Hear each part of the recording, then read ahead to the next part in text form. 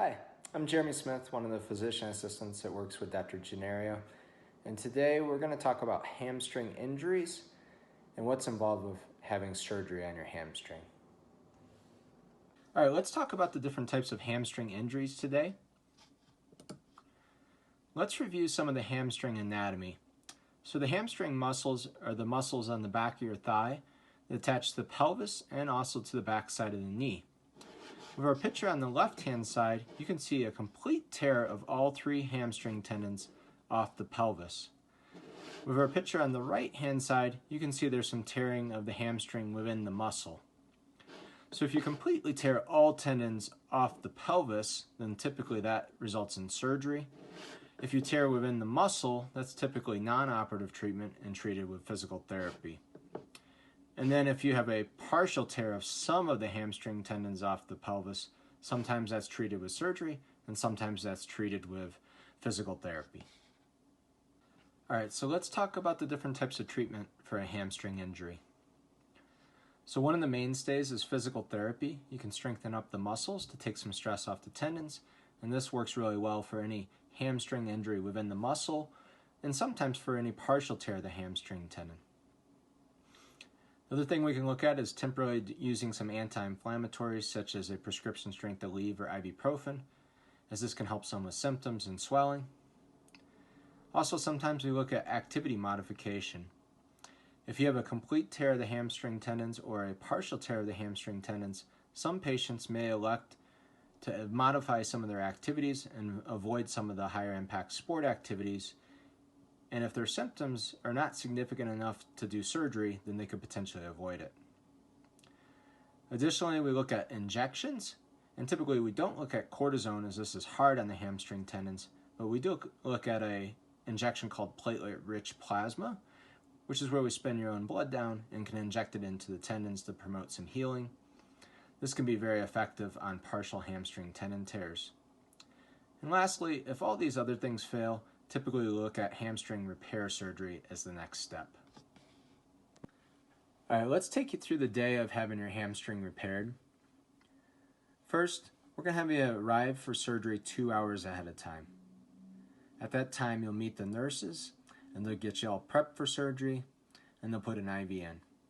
Then you will meet with the anesthesiologist, who will talk to you about the risks and benefits of doing a general anesthetic for the surgery, where they put you to sleep. We typically do this rather than a nerve block, as it seems to be better since we're operating close to the sciatic nerve. After meeting with the anesthesiologist, Dr. Genuario will be by, and he'll answer any last-minute questions, and then he'll put his initials on your operative side.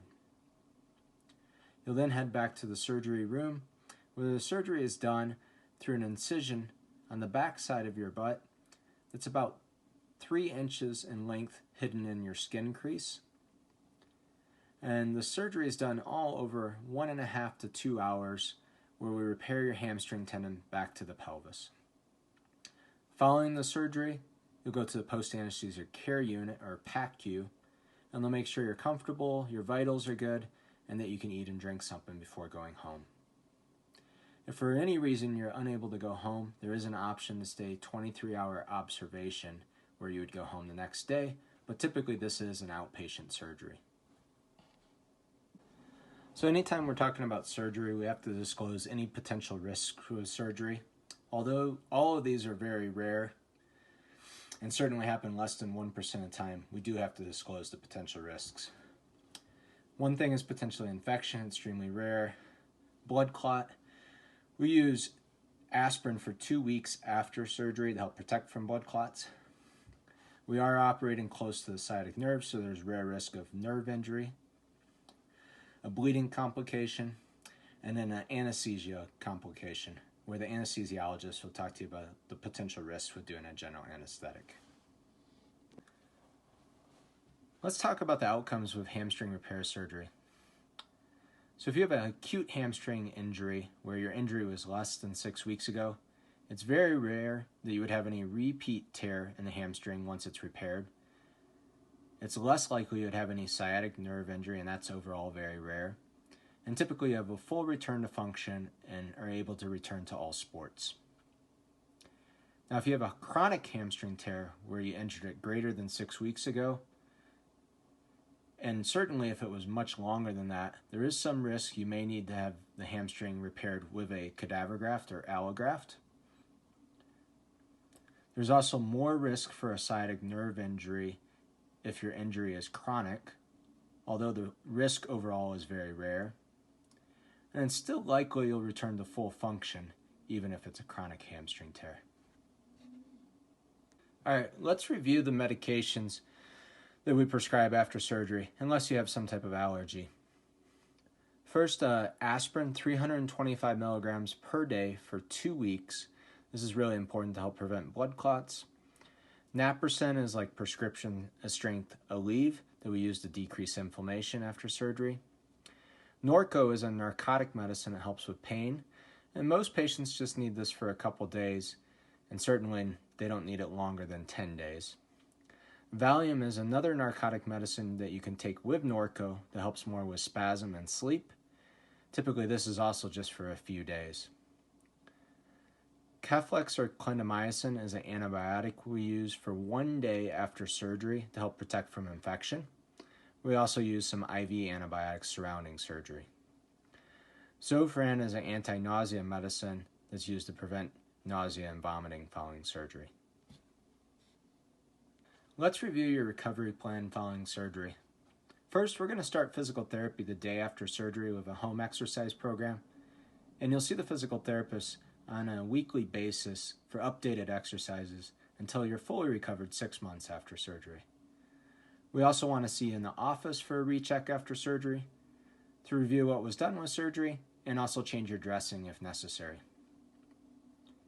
For the first 2 weeks after surgery, we want you to use TED hose, compression devices or SCDs, and aspirin, as this will be helpful in preventing blood clots as we are at higher risk living in altitude.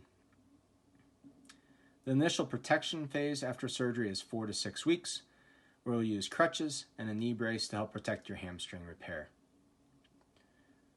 We're going to check you again in the office 10 to 14 days after surgery to remove your stitches. We'll also want to see you 6 weeks out from surgery to discontinue the use of crutches. The physical therapist will discuss with you a return to swimming and biking program, which can start as quick as a few weeks after surgery. Before any swimming, though, certainly your incision would have to heal well.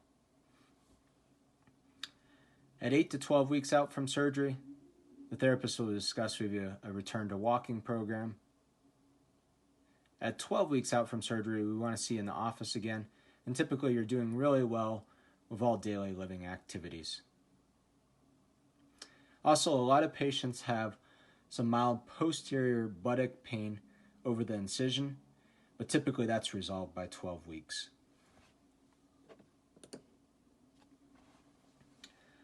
A light return to jogging program is designed by your physical therapist, but can typically start around 16 weeks out from surgery. We want to recheck you at the 18-week mark to see how you're progressing with your strengthening. And from 18 weeks on, you'll also advance your strengthening to get ready for sports activities. At the 24-week mark, we want to do a final recheck with you, and at that point, the hamstring is completely healed. At that point, typically patients will progress back to sports activities. Finally, a couple pearls when it comes to hamstring repair surgery. If you have an acute hamstring injury that's repaired, you should have a full return to all activities, but you may have some improvement in strength for up to a year. Also, if you have an acute repair, it's very rare risk of a repeat hamstring tear, and even if you have a chronic tear, it's still unlikely you'll have any recurrent hamstring tear. And finally, in regards to surgery preparation, remember nothing to eat or drink after midnight the night before your surgery. Except we do recommend a 20-ounce Gatorade 5 hours prior to surgery. Being well hydrated can help prevent blood clots. All right, if you have any other questions about hamstring injuries or hamstring repair surgery, please reach out to myself, Dr. Genuario, or anybody else on our team, as we all can help you.